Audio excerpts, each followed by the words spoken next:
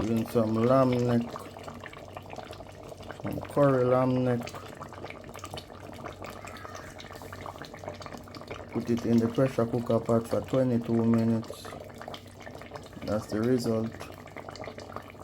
Baby lamb, you know, very easy to cook. Some spinach rice. Some lamb neck.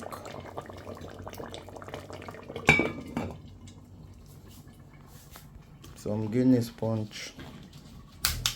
I didn't record the process of anything today because I was doing something else. Yeah. So the Guinness punch is just Guinness supligen, Supermalt, Nutmeg,